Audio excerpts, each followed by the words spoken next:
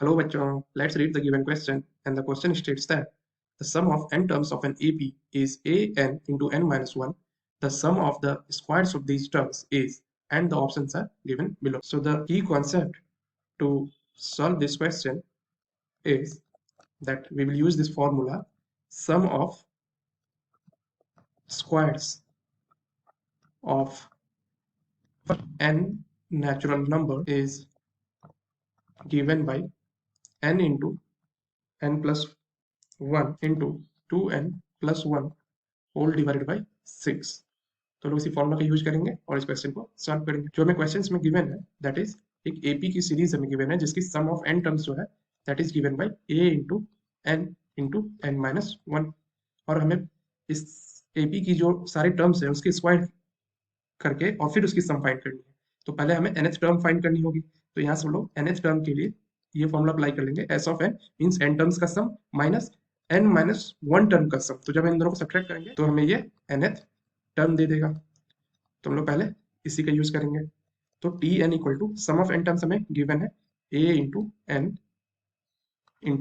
N minus 1 minus, अब S of n minus 1 करना है तो हमें क्या करना होगा, एन को एन माइनस 1 से रिप्लेस कर देंगे। तो हो जाएगी a into n minus 1 into n minus 1 minus 1।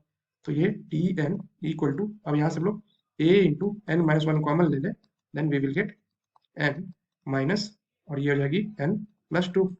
तो ये एन और माइनस एन कैंसिल हो जाएगी and we will get T n equal to 2a into n minus 1। So now nth term हमें पता है that is T n equal to 2a n minus 1।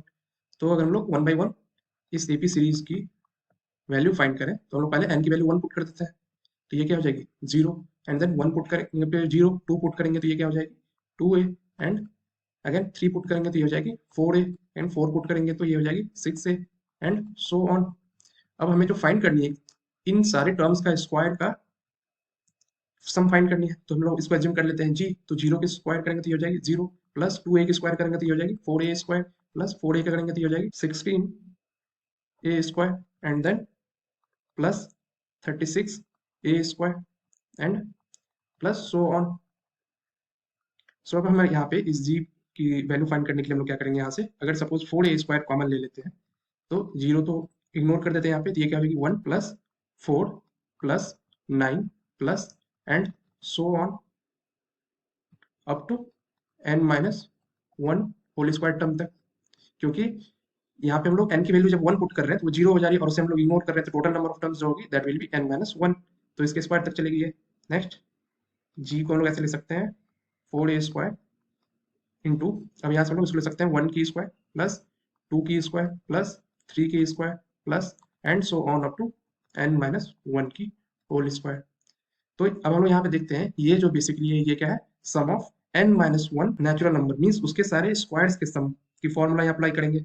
तो ये g जो होगी that will be equal to 4a square, ये तो जो हमें बाहर है, इंटू अब sum of n natural numbers होती है squares of n natural number n into n plus 1 2n plus 1 divided by 6, but हमें n माइनस 1 तक का है तो हम लोग n को जो है n माइनस 1 से रिप्लेस कर देंगे। तो ये हो जाएगी n minus 1 into n minus 1 plus 1 into 2 into n minus 1 plus 1 and whole divided by 6।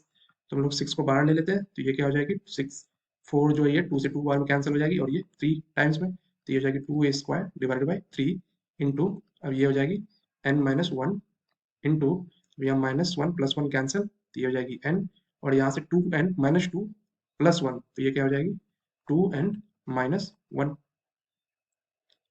So finally on arranging this we will get g is equal to 2a square divided by 3 and then multiplied by n into n minus 1 into 2n minus 1, and this will be the final answer of the given question. So if we see the options given, then option C is our correct choice, that is 2a square divided by 3 into n minus 1 into 2n minus 1. I hope you understood the solution. Best of luck. Thank you.